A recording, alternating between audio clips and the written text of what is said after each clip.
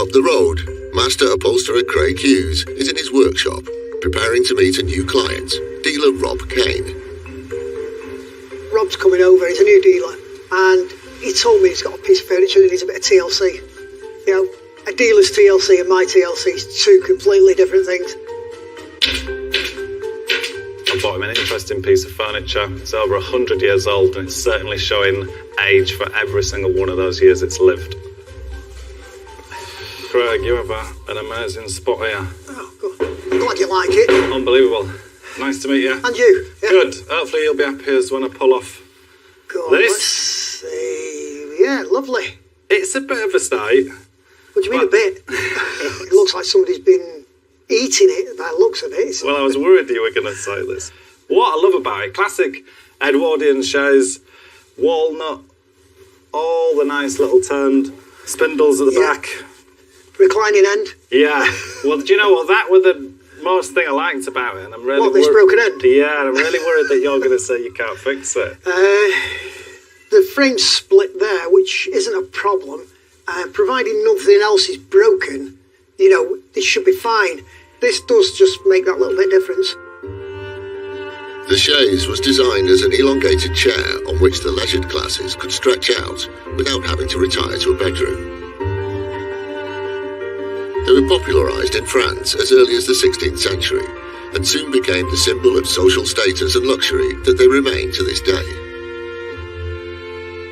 I've got an idea in my mind, but I wanted to go sort of velvet. Yeah. I wanted maybe something that was a sort of mustard or a gold. Yeah, I mean, I've got loads of velvets in, and that sort of thing would have been period for this anyway. Whilst I'm just pushing it even a bit further. Yeah, don't. I like the Chesterfield stud-in buttons. I would personally do the seat plain and button just that. Yeah, nice. Rather than doing too much. That's the bit, really, just if that's button and the rest of that's in that beautiful velvet, it's going to look great.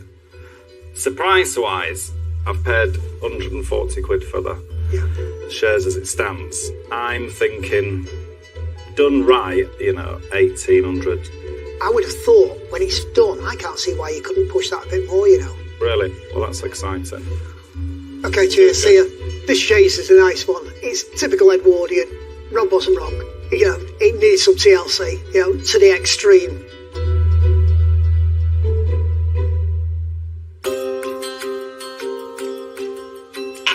Craig begins stripping down the chaise and soon finds evidence that it has been restored before. You can see underneath, somebody hasn't stripped it properly in the past. So there's a row of tacks here. I can actually see the original fabric. So it's been like a bottle green velvet in the past. Since the last restoration, Rob's chaise has been through the wars and Craig has to strip it back completely. This is no good now because it's all broken up. That's the top layer of cotton felt, fabric and calico. That can go straight in the bin. So now I'm down to this ginger layer. It's actually called coir fibre. And this is the stuff that comes off coconuts.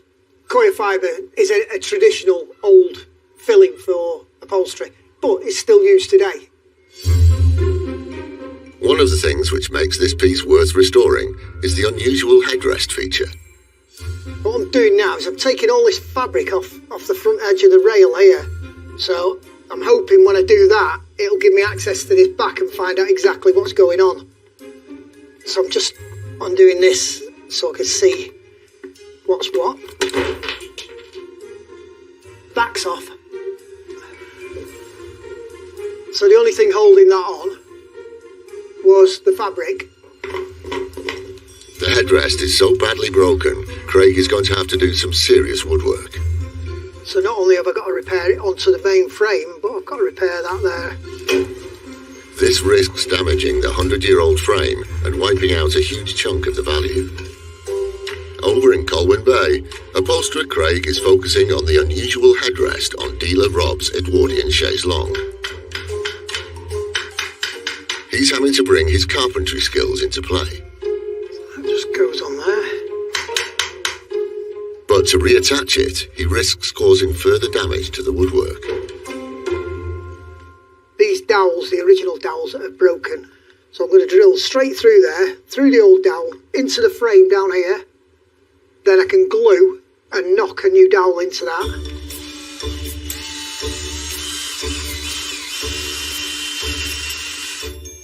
If Craig drills too deep, the old wood could shatter. Just checking the depth. Fortunately, I've got away with it this time and it's come out quite well.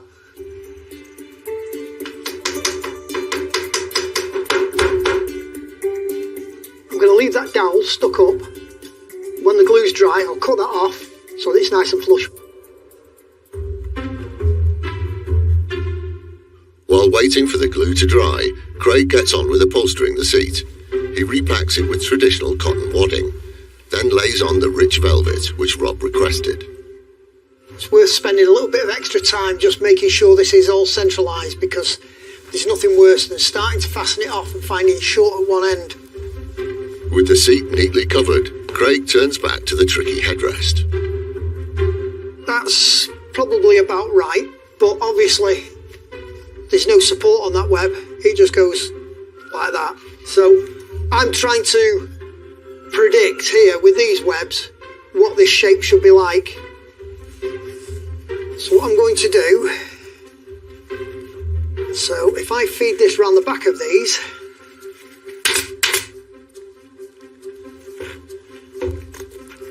now I can pull this web tight and that gives me this nice shape. They're always awkward, these things. Not as challenging as the final stage, which is yet to come. In Colwyn Bay, upholsterer Craig is preparing to deep button the back of Rob's chaise longue. It's a critical stage that takes patience and precision. So there's 22 of them in total, so I need to get all those in there with all the pleats to make this job look right.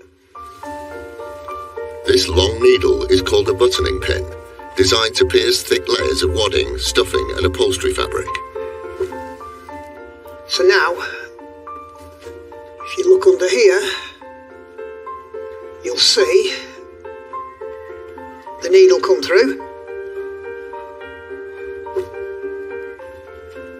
That's one button fixed in there, that's secured in there. I'm going to work my way up now to the next button. I tend to work just with feel, with my fingers on the depth and the spacing of the buttons, and then I go by visuals on the pleats. Deep buttoning is an exaggerated form in which regularly spaced intervals between each button form a diamond. Deep buttoning's always awkward, and I know a lot of upholsterers who bring work to me that's deep buttoned because they can't do it. 2 days later, Rob is on his way to North Wales to collect his chaise longue. Every single part has needed doing. It's a full transformation, so I'm really excited to see what Craig's managed to pull out the bag. How are you? Not bad. Excellent. Nervously excited. Good. Well, I hope you like it. Well, do you know what? I can tell it feels strong already. Do you want to have a look? Yeah, let's have a look. Oh, jeez, yeah. Yeah. Look at that. Have you rebuilt that? Yeah, rebuilt that from scratch. How have you got that back? I actually thought you were going to phone me up and say I've lost that. Well, that when I was taking it off, it was only held on with the fabric. I took a piece of fabric off and it just fell off. That material is lovely. It's nice, and it feels nice. Do you know what? I don't often use the word plush, but it looks expensive. Yeah, it is expensive. Which is worrying me. But the colour is spot on. You picture it, but when you see it like this in full flow, it's absolutely stunning. It is beyond what I thought it was going to be. When Rob last saw it, this once luxurious chaise seemed destined for the dump. The stuffing was hanging out, and the headrest clinging on by a thread. Craig has completely transformed it. It is firmly stuffed and webbed, and he's resurrected the unusual headrest, which makes it such a special piece. And the deep button back and rich gold velvet upholstery have restored it to true Edwardian glory. This button work here is just all the creases. Every single one is perfect, isn't it? Yeah, the Really thing is nice. with that, if it's not right, it stands out, and it, so that has to be right. Yeah. And with this as well, it wasn't just an upholstery job. It was everything. Brilliant. All traditional. Yeah. That's why you come to somebody like you, because the finish is traditional, it's honest, and it is credit to British craftsmanship, isn't it? Yeah. It was so gone, it was 150 quid, and I thought, well, if I can get £1,600 back for it when it's finished, will be a great thing. But seeing it now, I think we could be looking at 2,000. Can't thank you enough, honestly. Right, no problem at all. You're a genius. All right. Thank okay. you so Cheers. much. Cheers. All right. See you then. I get more satisfaction from seeing either a dealer's face or a member of the public's face or a customer. I've reduced people to tears in a nice way in the past.